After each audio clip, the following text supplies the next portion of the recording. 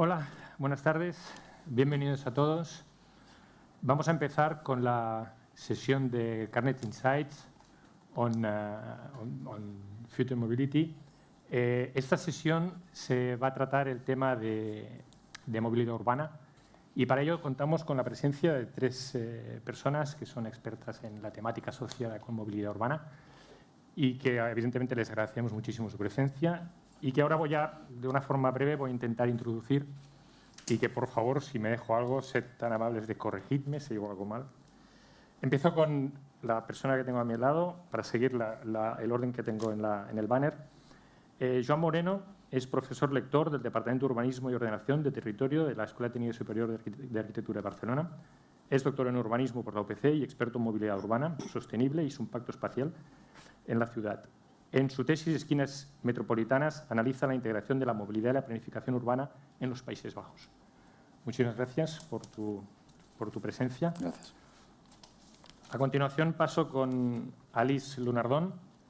Alice está actualmente trabajando en EIT en Urban Mobility como Business Development Manager, con un interés directo en ayudar a ciudades a innovar su sistema de movilidad, así como con una fuerte colaboración con el sector industrial. Alice es experta en arquitectura y sostenibilidad, con gran interés en el campo de la planificación y la movilidad urbana, así como la arquitectura. También está haciendo un doctorado sobre el vínculo entre el desarrollo de estaciones de tren y ciudades sostenibles, después de haber desarrollado un nuevo concepto sobre este tema hace unos años. Alice, muchísimas gracias por estar aquí. Y, por último, pero no el último, el doctor Josep María Salanova, estaba con el de antes. Josep María Salanova tiene un grado en Ingeniería de Transporte con 15 años de experiencia trabajando en proyectos financiados con fondos europeos. Trabaja como investigador asociado en el Instituto Helénico de Transporte del Centro de Investigación y Tecnologías de ELAS, donde dirige el análisis de datos y el laboratorio de modelado que respalda el Living Labs de movilidad inteligente en Tesalónica. Su experiencia incluye modelado de transporte, sistema de transporte inteligente, sistemas cooperativos, investigación operativa para optimizar el transporte de pasajeros y mercancías y ciencias de datos. Muchísimas gracias por estar aquí. Espero haberos introducido de forma correcta y, por favor, si me he dejado cualquier aspecto, decidlo después cuando empecemos con la sesión de preguntas.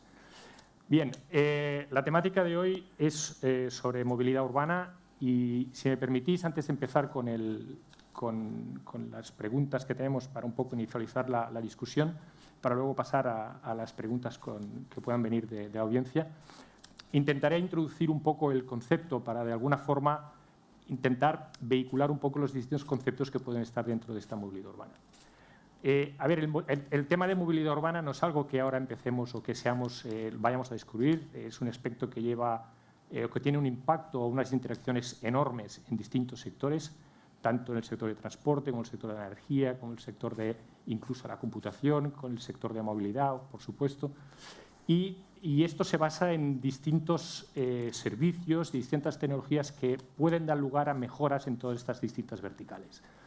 Evidentemente, el impacto que esto tiene en el ciudadano, el impacto que esto tiene en el usuario final es enorme. Pero para que esto sea exitoso, la tecnología debe evolucionar. Y podríamos mencionar, o podríamos, de alguna manera, enfatizar tres distintos ámbitos en los cuales la movilidad urbana se debería centrar. Tendríamos la ciencia de datos o analítica de datos, tendríamos las comunicaciones y tendríamos el entorno de procesado.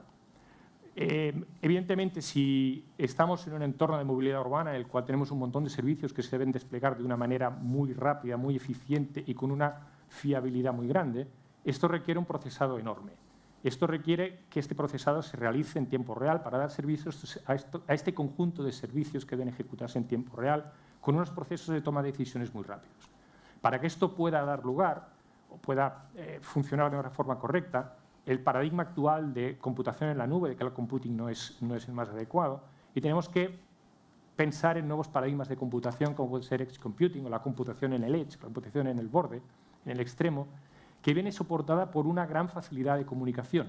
Todos hemos oído hablar de 5G, todos hemos oído hablar del futuro en 6G, con una latencia, o sea, con un retardo de comunicación muy bajo, con un ancho de banda muy alto, lo cual facilita el despliegue de un conjunto de servicios que pueden dar lugar al soporte de esta movilidad urbana. Por último, tenemos además de las comunicaciones, además de este procesado, tenemos la analítica de datos. Necesitamos analítica de datos para generar modelos inteligentes, modelos predictivos, que sean capaces de tomar decisiones incluso antes de cuando deben ser tomadas, para minimizar los tiempos en que estas decisiones se ejecutan. Este paradigma en computación se va haciendo, en computación de altas prestaciones se va haciendo desde hace muchísimos años, pero en entornos fuera de esta computación de altas prestaciones podemos hablar, por ejemplo, de herramientas de inteligencia artificial que pueden de una manera muy directa ayudar en estos mecanismos de toma de decisiones en tiempo real basados en modelos predictivos.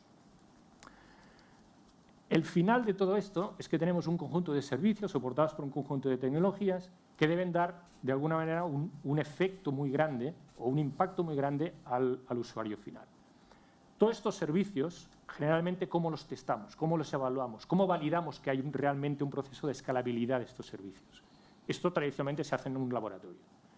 No obstante, cuando estos servicios tienen un impacto muy fuerte en los usuarios, tenemos que buscar estrategias de validación, estrategias de testeo que no estén centradas en pruebas en laboratorio, sino que estén centradas en usuario. Y ahí es donde aparece el concepto del Living Lab. Living Lab apareció en la década de los 90 para facilitar el despliegue de innovación en servicios orientados o centrados en el usuario, así como para facilitar la validación de dichos servicios.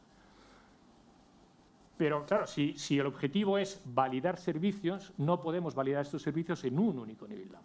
No podemos validar un servicio en un contexto que sea definido ad hoc para un escenario concreto, sino que debemos de alguna forma contemplar un escenario de validación que sea complejo, que sea amplio, que tenga distintas características con distintas condiciones de contorno. Con lo cual interesaría tener escenarios de validación basados en Living Labs, en los cuales los Living Labs puedan entre ellos interactuar, colaborar, transmitir datos, interactuar en datos, o sea, tener un entorno de colaboración. Y ahí es donde aparecen herramientas como por ejemplo podría ser la Red Europea de Living Labs, que de alguna manera facilitan este tipo de intercambio.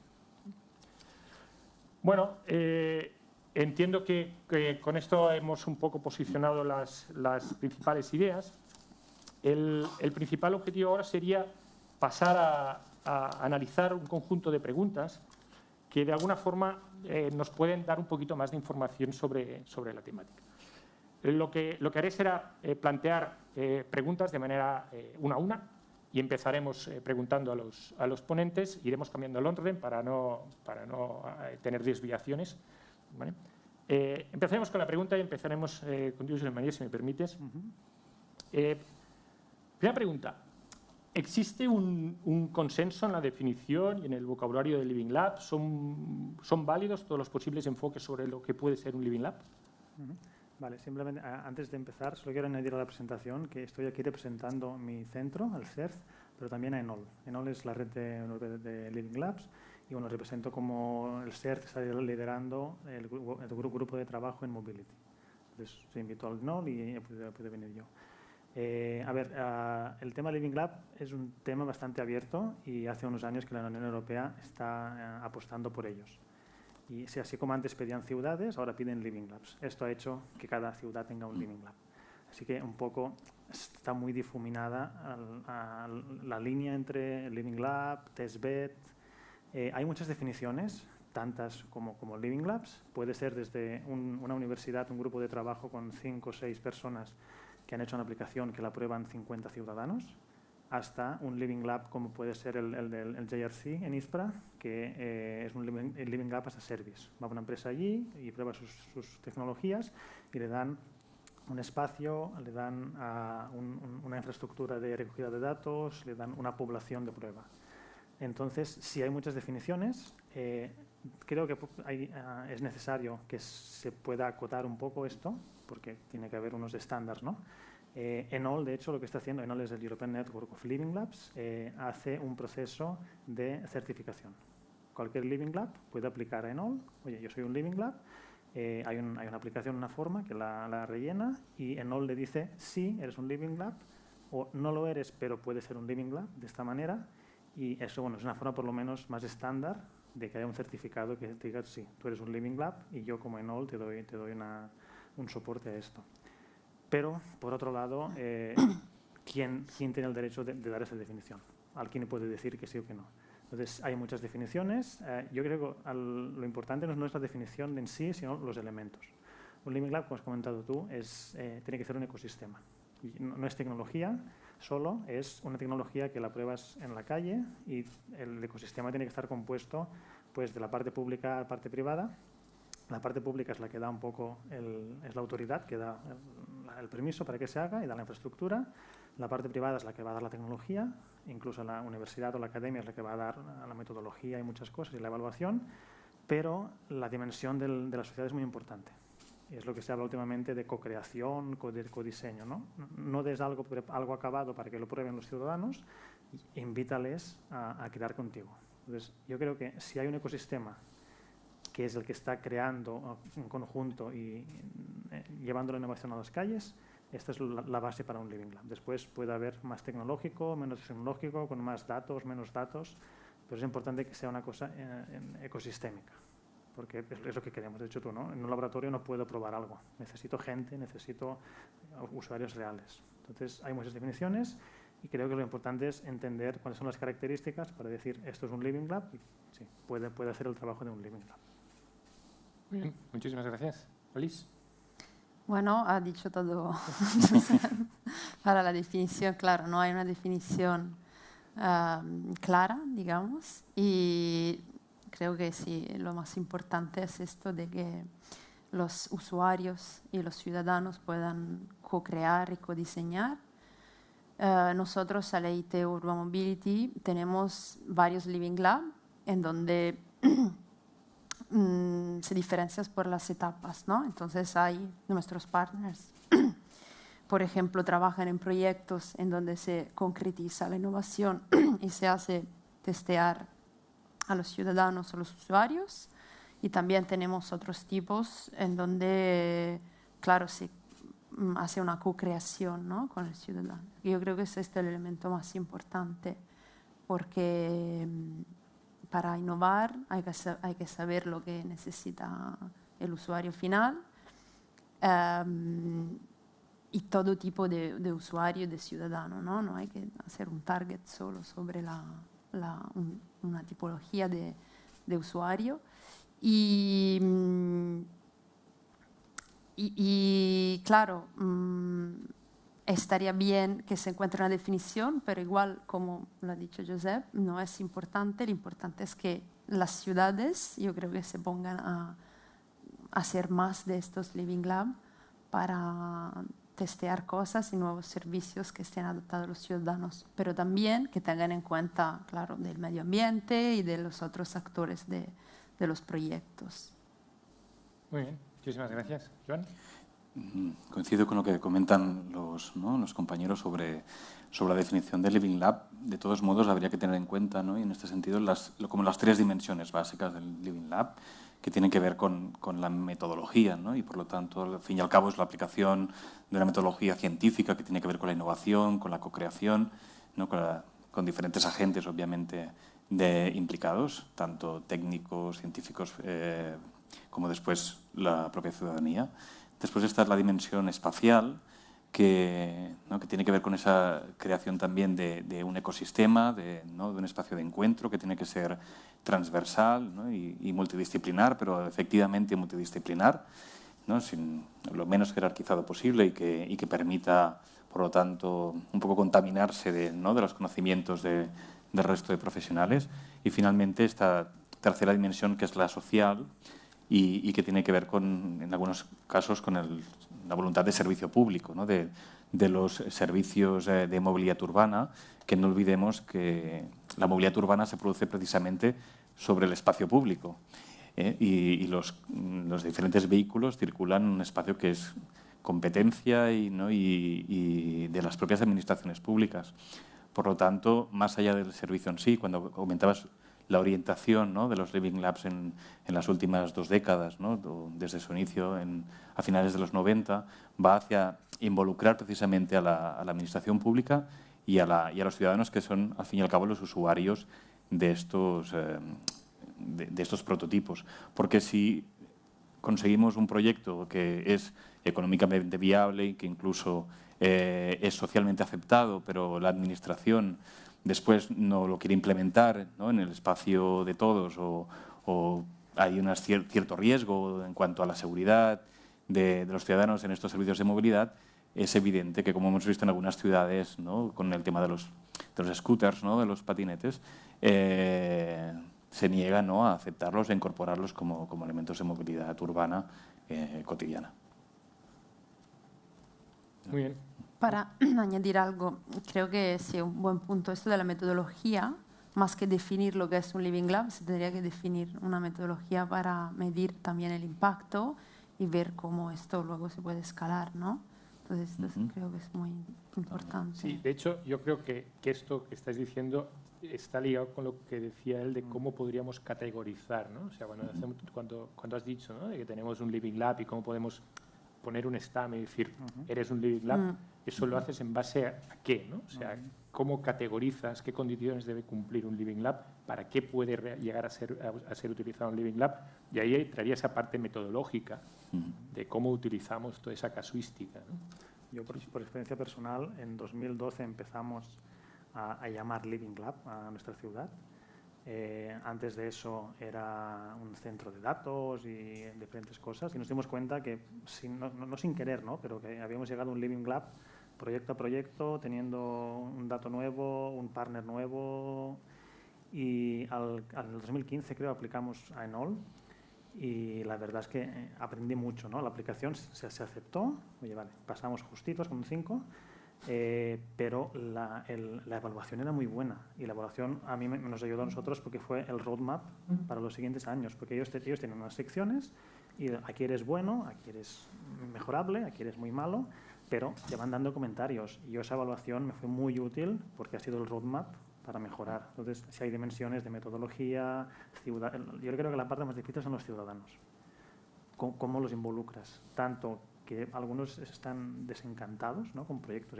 Hoy en proyecto, yo no quiero saber nada, te cuesta mucho involucrarles. Pues cualquier persona que quiera aplicar Enol, de verdad, la metodología y todos los comentarios es muy útil para mejorar y llegar a ser lo que somos hoy. Entonces sí que hay muchos de estos apartados, y cada apartado ellos te dan comentario, pues y la gente de ella es buena, la gente sabe leer entre líneas, ¿no? Yo, co-creación, sí, somos muy buenos. No, se nota que no, ¿no? Y te daban comentarios, y la verdad es muy útil, un poco lo que he dicho tú, ¿no? Te da estas tablas de medir para ver. Yo creo que nadie es un Living Lab en todos los aspectos, hay que ir mejorando. Muy bien, perfecto.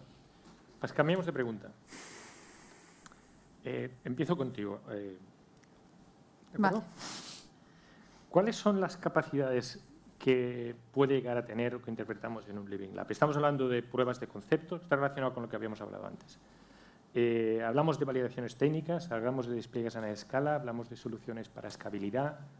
Claro, todas, ¿no? Depende de qué tipo es el Living Lab. Y, por ejemplo, algo que estamos llevando nosotros es de presentar un proyecto a los ciudadanos en proyecto, o sea, en papel, y que nos digan, hemos hecho esto en Toulouse, en uno de los proyectos que estamos haciendo, y que nos digan qué tal. Y fue muy una sorpresa porque estaban muy contentos, ¿no? Y no me esperaba, ¿no?, que estaban tan contentos. Y entonces fue muy impactante, digamos, porque dije, qué bien, ¿quién lleva esta iniciativa? Entonces yo me dije, mira, las ciudades tendrían que hacer más, ¿no?, de esto. Y es simplemente, bueno, un proyecto en donde hay varias cosas para la movilidad urbana y que se juntan a una estación de tren. Son dispositivos de movilidad urbana, de micromovilidad, aparcamientos de bicicletas, estaciones de recargas.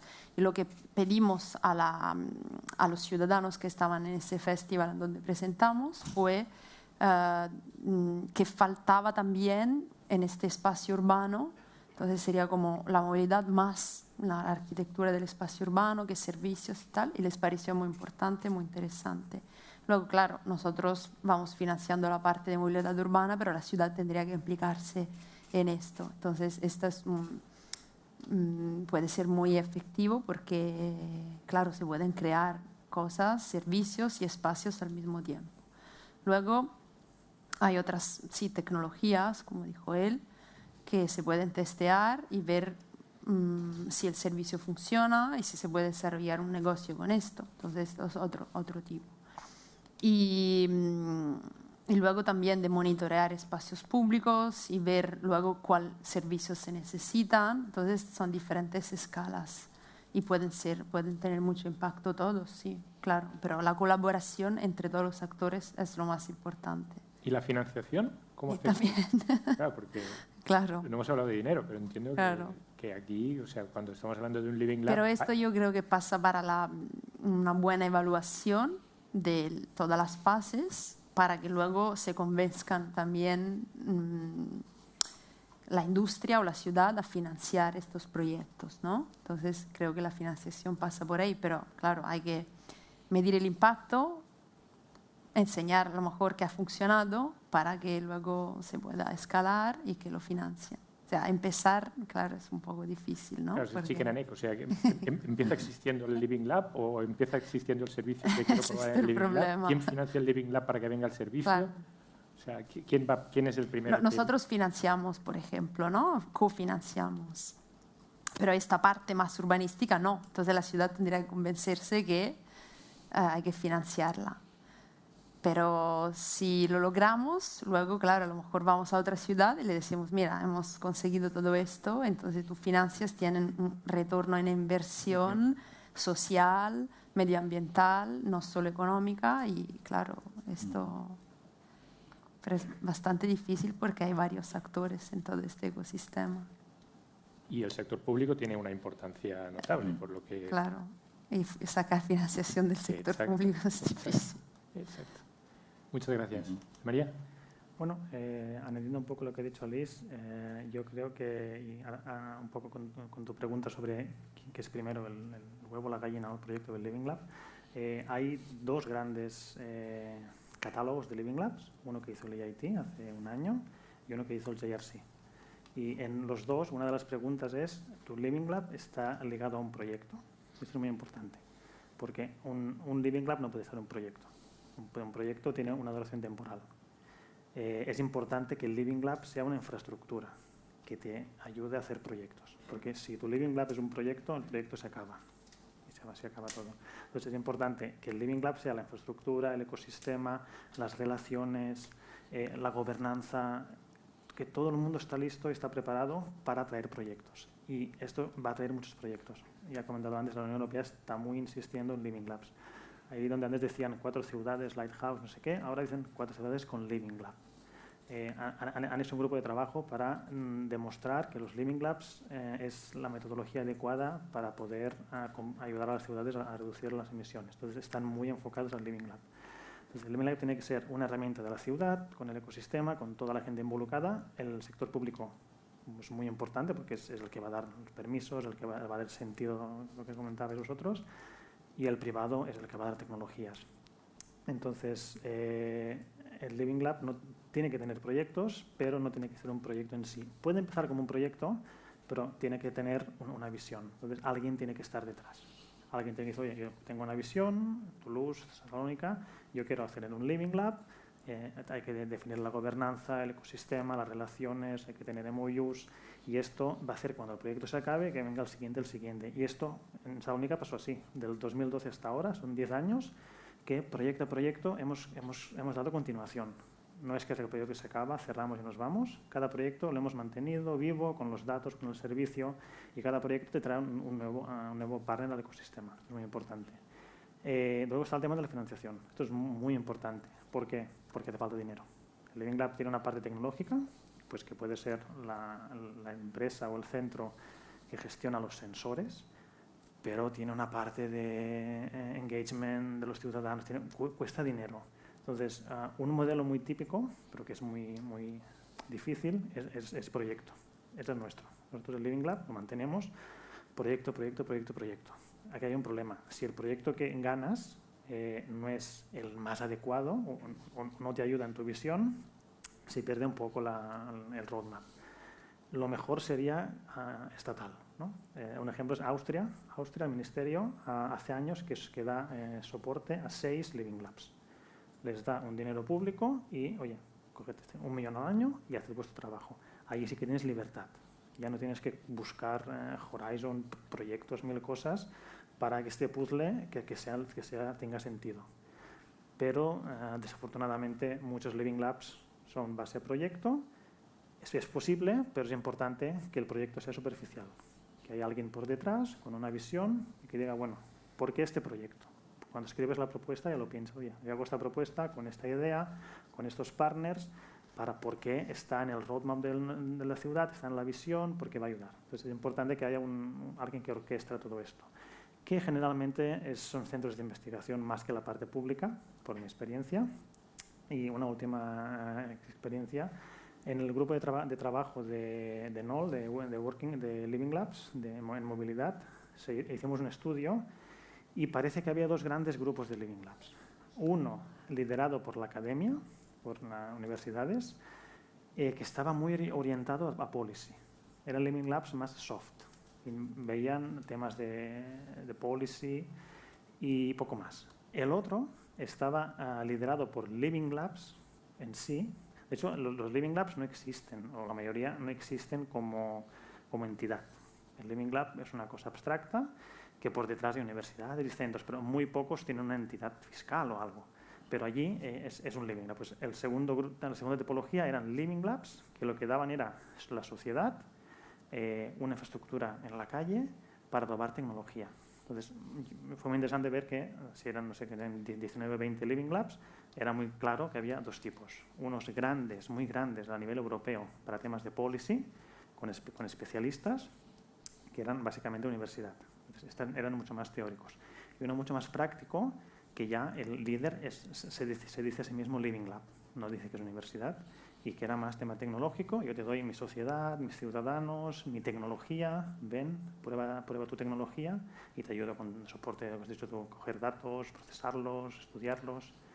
Entonces, es importante no entender estas dos tipologías, que seguro que en otros dominios hay más. Entonces, hablamos de movilidad, pero has comentado ya que es importante el multidomain, ¿no? Y de hecho la Unión Europea ahora está apretando, ha sacado el concepto de superlabs, que dice, bueno, yo no quiero silos, no quiero un Living Lab en movilidad, uno en energía, yo quiero que hablen entre ellos. Y este multidomain lo más importante es que tiene que llegar al policy.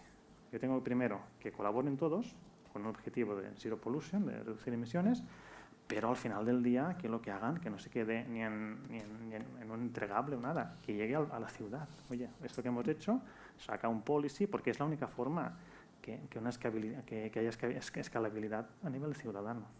Si el ciudadano le gusta, pero la ciudad dice yo no quiero hacerlo, entonces está dando el concepto de superlabs, que son multidomain, con un claro objetivo de llegar al policy y que haya cambios reales en la regulación en base a los Living Labs.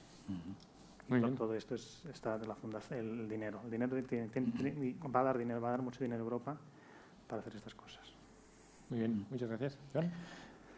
Uno de los problemas es que la planificación urbanística, no la regulación urbana o municipal, va siempre como dos pasos por detrás de la tecnología, ¿no? Y eso ha sido histórico. Y está el caso que comentaba antes, ¿no?, de los scooters, pero también incluso en el origen mismo, por ejemplo, de Barcelona, cuando hablamos ¿no?, en la definición de Sardá que hace del ensanche, es a través de la tecnología del ferrocarril, cómo implementar el ferrocarril en la ciudad, ¿no?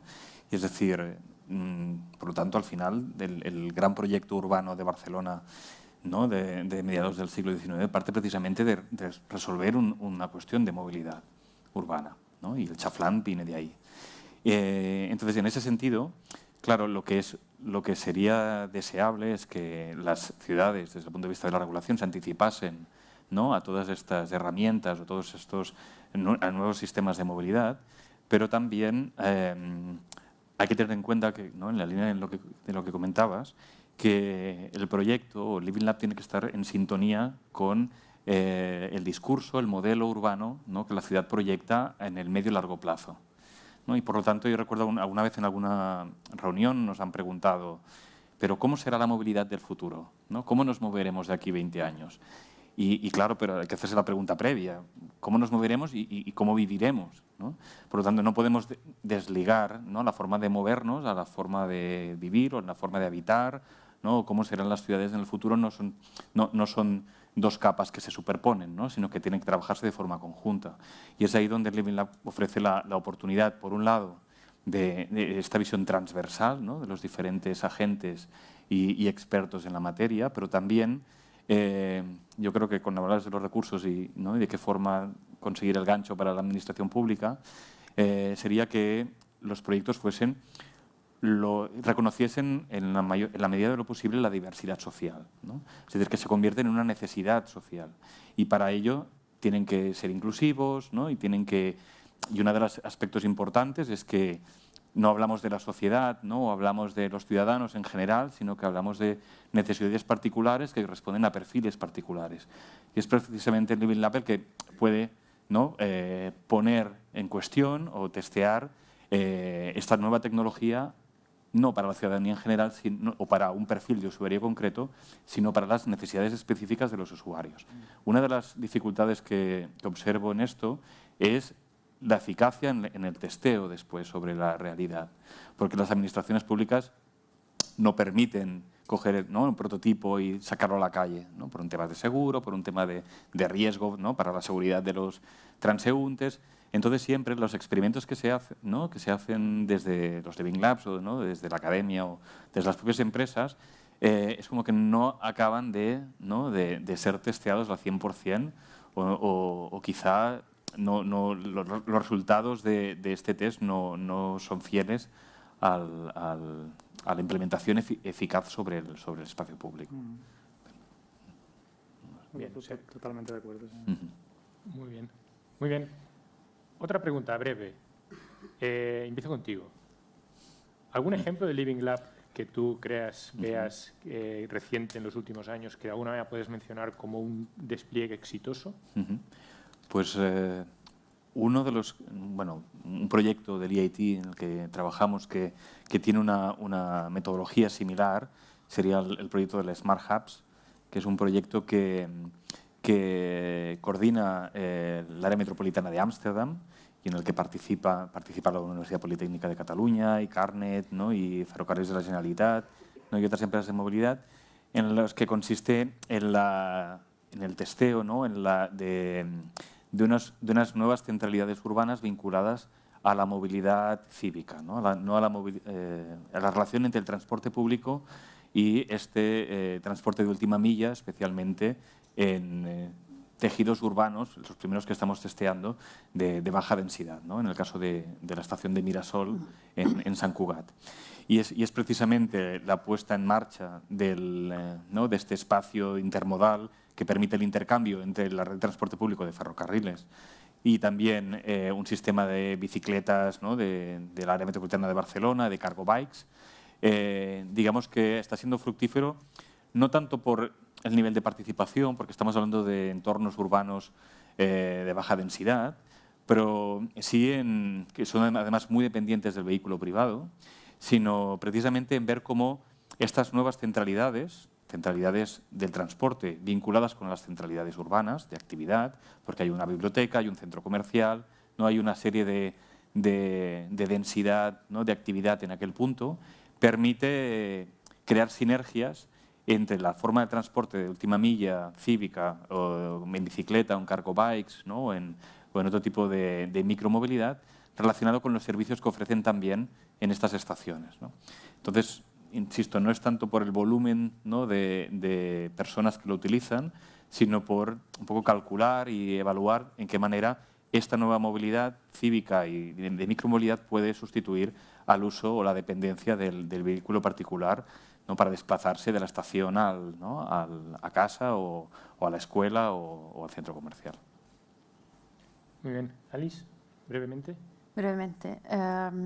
Bueno, quería también añadir algo a lo que ha dicho él sobre la infraestructura, o tú, no me acuerdo. Bueno, sí, creo que idealmente un Living Lab sería de una empresa de transporte o la ciudad que ponga a disposición de los usuarios, de los ciudadanos, la infraestructura, el espacio y que luego la gente cree o haga las actividades que quiera para que veamos luego lo que necesitan en vez de no solo decidir cuál servicio ofrecer. Entonces, o sea, idealmente esto. Y no sé si es un ejemplo exitoso, pero las superillas en Barcelona han puesto, ¿no?, a disposición un espacio público, está conectado con la movilidad o no movilidad, porque claro, es más peatonal, pero creo que esto es un comienzo, ¿no?, de algo que se podría hacer en este sentido y ver. Lo que pasa es que, claro, hay que involucrar más actores, entender qué pasa a nivel de la movilidad urbana con esto y cómo se puede mejorar, y también evaluar las actividades que hace la gente. Yo vivo justo al lado de la de San Antonio y hacen muchas cosas, pero se podría hacer más. Entonces es un ejemplo, digamos, exitoso, pero no terminado, no acabado. Y nosotros vamos a empezar 3 Living Lab, bueno, más, uno en Madrid, uno en Milano, uno en Toulouse, siempre tema de estaciones y otras cosas también. Pero bueno, como he dicho antes, lo de Toulouse ya la gente está contenta. Entonces luego vamos a ver si van a ser exitosos también la implementación. Pero añadiendo algo que has dicho tú sobre el hecho de que es muy complicado luego las ciudades, todos estos bloqueos administrativos. Y hay que pedir permisos, ¿no?, porque de sacar esto a la calle es muy complicado. Pero hay maneras, ¿no? Por ejemplo, en Italia querían testear, en Milano, testear un producto y llevaban años sin poderlo hacer porque no era conforme a la normativa italiana. Y entonces hemos dicho, vale, lo tenemos que hacer. Y van a pedir un permiso especial al ministerio para que se haga en cuanto test.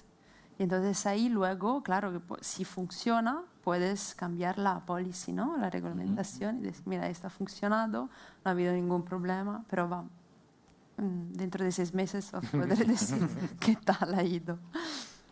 Muy bien, María, brevemente. Muy brevemente. Bueno, hay un par de ejemplos que ya he mencionado. Yo quiero mencionar el Joint Research Center de la Unión Europea, que hace años que se han puesto ellos mismos en la piel de los Living Labs y dan el Living Lab as a Service. Entonces, cualquier empresa hay una aplicación, va y prueba sus tecnologías. Esto me parece muy interesante porque detrás del JRC está la Comisión Europea.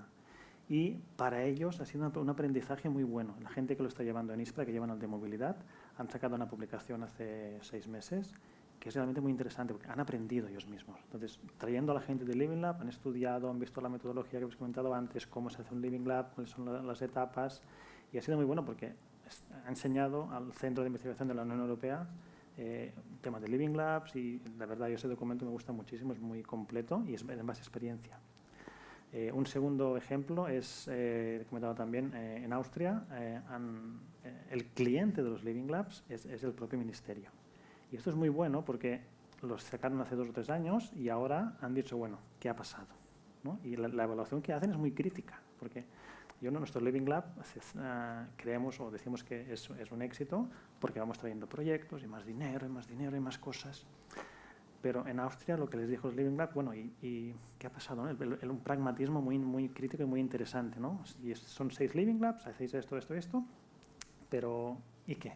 Es muy interesante esto, ¿no?, que el que esté detrás sea el ministerio y que ya no sea tanto el éxito de traer proyectos, que a veces no significa nada en relación a un impacto que puedes tener, sino el mismo ministerio que te pregunte, bueno, ¿qué ha pasado?, ¿no? ¿Cómo ha ido esto? Entonces, creo que estas 2 experiencias son muy buenas porque son del sector público, que está poniendo las pilas y está entrando en el mundo de los Living Labs con un pensamiento crítico muy importante.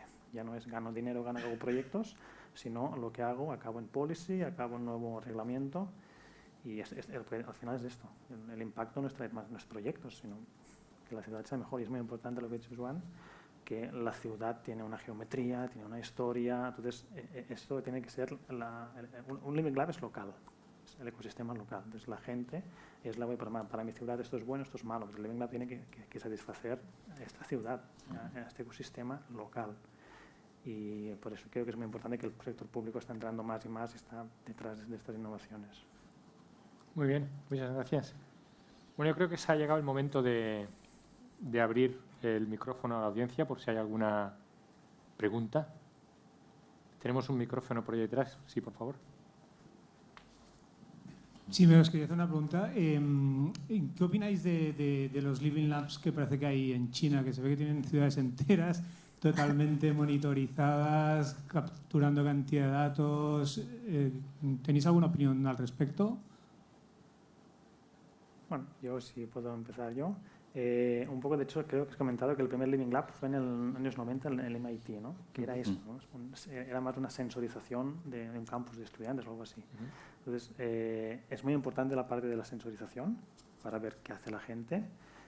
No tengo experiencia, no sé el tema de China, pero no es suficiente.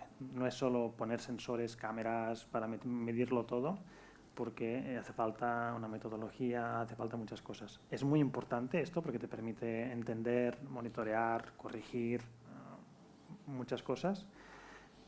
Bueno, China está creciendo mucho tecnológicamente, así que sí, tienen la capacidad de hacer ciudades enteras como Living Labs. Personalmente no he visto resultados, no he visto experiencia, pero la tecnología por sí sola puede hacer mucho, pero hace falta una experiencia, hace falta gente por detrás. Yo, por ejemplo, ahora hace poco participamos en un tender que se pedían a alguien que ayudara a hacer Living Labs en India. Entonces, lo que se pedía en este tender había el equipo local, pues gente con experiencia. Entonces, un poco, también estamos colaborando con Latinoamérica en hacer Living Labs en movilidad. Entonces, Living Labs es una cosa que en Europa es más o menos conocido, más o menos historia, pero en muchas partes del mundo no lo conocen y ahora están invirtiendo.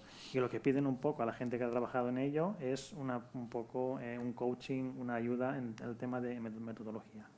El resto son IoT sensores y población. Pues seguramente sí serán ciudades enormes con mucho IoT, pero es importante que tengan detrás gente con experiencia.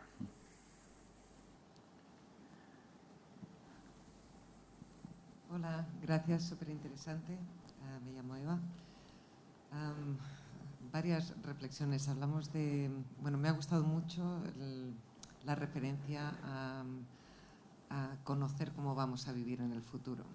Porque si no, me parece un poco un oxímoron esto de metodología de Living Lab, ¿no? Porque es una metodología fija, ¿no? A un lab que tiene que evolucionar.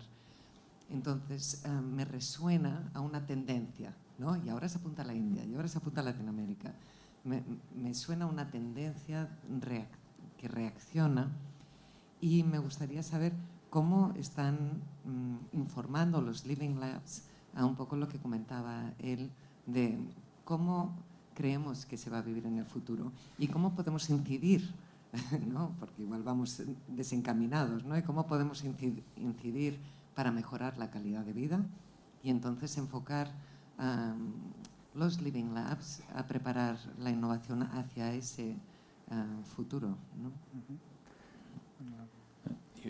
Bueno, aprovechando para responder también a la primera pregunta, no conozco el contexto chino de forma muy exhaustiva, pero tenemos algunos estudiantes chinos en el máster de movilidad urbana precisamente del IIT en la UPC.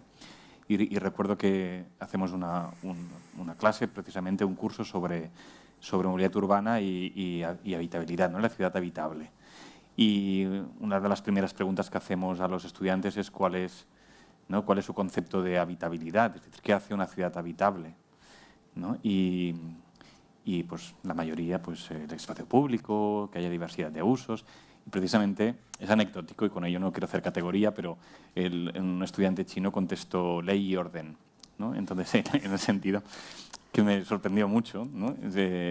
Que cuando hablamos no precisamente de entender la ciudad como este espacio tan regulado, tan controlado, cuando la ciudad es al final la expresión de la informalidad, de la improvisación, ¿no? Entonces, ¿no? muchos de estas tecnologías, especialmente un proyecto en concreto que estamos trabajando, ¿no? En Rocotrans, también para el IIT, en el que intentamos ver la interacción entre, ¿no? el humano y el robot ¿no? que tiene que circular por el espacio público repartiendo paquetes o mensajes.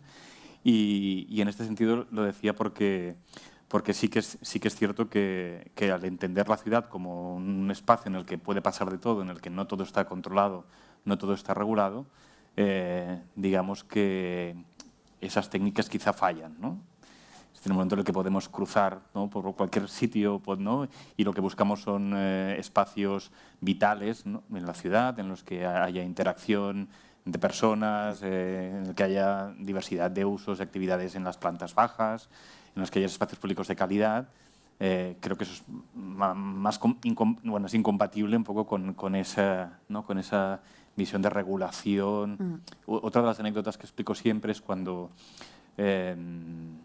porque tenemos muchos estudiantes que son de Latinoamérica y un poco se idealiza el orden en la circulación, ¿no?, en la movilidad en la ciudad de Barcelona o en Europa, y realmente cuando vamos a un parque público en la ciudad de Barcelona, lo primero que encontramos, ¿no?, a la entrada del parque es ¿no?, plantado en el césped una cantidad de prohibiciones, ¿no?, de prohibido comer, prohibido jugar a pelota, prohibido jugar al césped, pisar el césped, prohibido pasear el perro, ¿no? Hay una cantidad de prohibiciones tremenda, cosa que no pasa tanto en la ciudad latinoamericana, que es más informal, en el que puedes encontrar comercio ambulante. Entonces, digamos que, bajo mi punto de vista, la ciudad es un poco expresión de esa, tiene que dar lugar a esa informalidad, ¿no?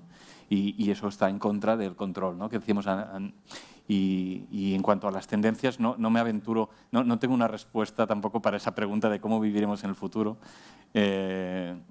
ni siquiera cómo nos moveremos. Es algo que hemos visto por la coyuntura actual, ¿no?, que a nivel energético, a nivel, ¿no?, por diferentes condicionantes económicos, ¿no?, el camino puede variar de forma radical ¿no?, de un momento a otro.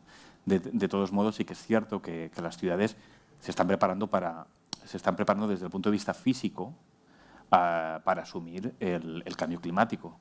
Y, por ejemplo, un caso paradigmático es el Frente Marítimo de Barcelona. El nuevo proyecto de Frente Marítimo de Barcelona, desde el Fòrum hasta Vila Olímpica, ya contempla que no habrá playas de aquí 20 años en la ciudad. Y ya se está diseñando de forma que entiende que el agua llegará directamente a la ciudad, como nos pasa en el Maresma, ¿no?, un poco. Entonces, digamos que ya se asume que el cambio climático, los efectos del cambio climático deben incorporarse en la planificación urbana, y se está haciendo efectivamente. Yo sí puedo añadir en relación a su pregunta. Quiero hacer un paralelismo, ¿no? Hasta que empezó a tener mucho auge el tema de la cocreación, era una universidad, un centro que daba una solución, la gente le probara y no les preguntaba ni la querían ni cuál era su problema. Ahora traemos al ciudadano para que entendamos el problema y que creamos juntos la solución. Esto también he visto un cambio, que ahora, si antes hablábamos de forecast, dónde estaremos mañana, vemos dónde estamos hoy y cuál es el trend, ahora muchos proyectos están trabajando en backcast. No es dónde vamos a llegar mañana siguiendo como hoy, sino dónde queremos estar mañana y qué hay que hacer para llegar allí. Entonces, no es sigo la línea de hoy, sino marco el punto donde estaré mañana y veo qué línea voy a seguir. Esto es bueno porque ya estás influenciando. Ya no es dónde voy a ir hoy, tal como van las cosas, porque es impredecible, nadie esperaba todo lo que está pasando, ni guerras, ni la energía, ni el COVID, pero ya estamos pensando más dónde quiero ir y qué hay que hacer para llegar allá. Y esto es importante porque damos a la gente la posibilidad de diseñar el futuro. Quiero ir allí, bueno, pues yo hoy estoy aquí, quiero ir aquí, hay unos pasos hasta llegar. Entonces, un poco controlamos más el timón, ¿no?, de lo que estamos haciendo. Pero quiero contestar con una pregunta. O sea, ¿dónde quiero ir? ¿Quién tiene esta visión? ¿Quién tiene que tener? O sea, bueno, es un poco, ¿no?, el Living Lab para que la gente actúe en la ciudad y cree lo que necesita en vez de imponerle, ¿no? Entonces, no sé si es bueno de quién tiene que decidir dónde tenemos que llegar. Sí, espera, perdona, que no te oímos ahora. No, yo creo en la co-creación, el codiseño, la participación, pero también tengo muchos años de experiencia haciendo esto y también sé que podríamos ver hacia dónde vamos y podemos añadir controles para guiar, ¿no?, hacia direcciones más eficientes. Habéis hablado de metodología y, por ejemplo, a mí me parece que el talento, la gente, si yo fuera quizás auditora de Living Labs, miraría quién hay detrás. ¿no? Porque cada proyecto necesita también metodologías, ¿no? Diferentes adaptaciones. Entonces la formación, ¿no? Formación en valores, formación en inclusión, ¿no?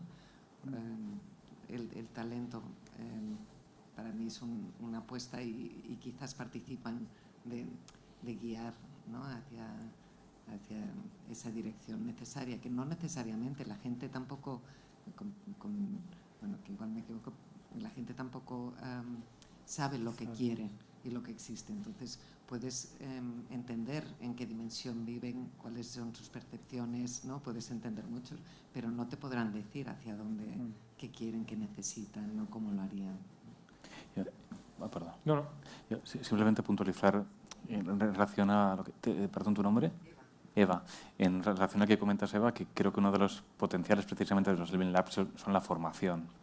Muchas veces los que participamos o los que estamos de alguna forma trabajando con procesos participativos en los ayuntamientos, con proyectos, precisamente lo que encontramos es como una cierta falta de formación ¿no? mínima para las personas implicadas o que tienen que decidir cómo será un espacio público, cómo será la ciudad, ¿no? Ante esa pregunta es necesaria la formación. Es necesario que haya los profesionales, obviamente, pero después que la ciudadanía también tenga las nociones básicas para que al final los resultados no sean naïfs o superficiales, ¿no? O no tengan trayectoria. Bien, muchas gracias. ¿Una pregunta más?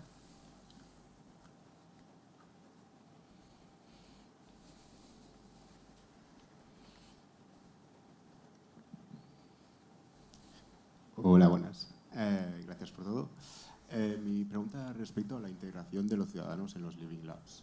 O sea, ¿cómo participan estos ciudadanos en los Living Labs? Y también cómo se consigue atraerlos de manera también a conseguir representar la demografía general y no solo un grupo de personas. Bueno, nuestra experiencia, empezamos entonces en Toulouse, por ejemplo, presentando el proyecto en un festival que tenía la ciudad. Entonces, cualquier persona que pasaba, en toda tipología de personas. Y lo que vamos a hacer es luego hacer entrevistas mientras el proyecto y al final, o sea, todo lo largo del proyecto, del test, para ver un poco qué tal y también recoger datos de las empresas que, claro, están haciendo estos test y también invitar a asociaciones, ¿no? de este sector. Claro, todos tipos de ciudadanos que usan ese servicio, porque hay otros que, claro, a lo mejor no es del sector, no lo usan, pero esta es la manera de hacer así, entrevistas y hacer un poco de publicidad de lo que se va a poner para que luego la gente lo use y nos dé su feedback. Esta es la metodología.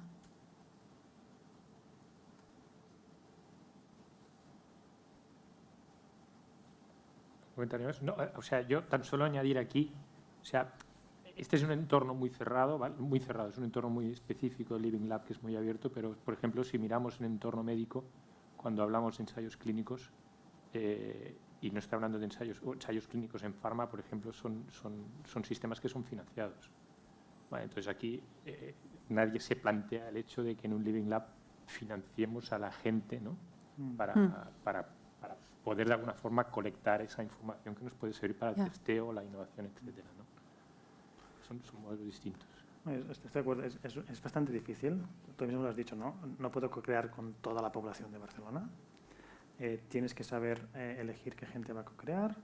Eva ha dicho que tiene razón, que mucha de la gente no tiene el conocimiento, no tiene la experiencia para dar un valor. Entonces es importante elegir a la gente que te va a ayudar. Pero por otro lado, por lo menos en mi experiencia, la gente es poco participativa. Entonces hay veces que te cuesta encontrar a la gente, para que ya no es a quién elimino, sino a quién cojo. Una experiencia muy buena fue que en un proyecto que hicimos anuncios en el ayuntamiento, mil cosas, vinieron 12 personas. Pero al cabo de 11 meses, esas personas se convirtieron en embajadores del proyecto. Y pues trajeron a familiares, y llegamos a 50, ¿no? Entonces, para mí fue un éxito de empezar con 12 un proyecto y acabar con 50 solo por el boca a boca, ¿no? Que ellos se convirtieron en embajadores del proyecto y, oye, pues un amigo, no sé qué, un compañero. Y esto es lo más importante. ¿no? Que la gente sea la que transmita, porque es mucho más creíble para los otros. Entonces sí que la co-creación es muy limitado por temas de población, pero bueno, yo creo que es la dimensión más difícil en los Living Labs y en muchos proyectos. Sí que, ya ha dicho Alice o incluso Joan, que es muy específico, ¿no? Si trabajo con gente vulnerable, pues quiero a esta gente vulnerable que es la que está más trabajando en el tema. Pero cuando es una cosa más general es difícil, ¿no? Saber a quién vas a coger. Lo importante es que los que vengan, que se lo crean, que crean en ti y que cuando se vayan de la sesión, que lo expliquen y que creen un poco esta burbuja que va creciendo, ¿no? Esto es muy, muy importante. Se nos está haciendo tarde. No sé si tenemos alguna última pregunta muy breve. ¿No? Pues entonces, como lamentablemente no nos podemos quedar aquí todo el rato, deberemos acabar aquí. Muchísimas gracias por vuestra participación, por vuestra experiencia y muchísimas gracias a todos por atender esta sesión. Gracias. Bien.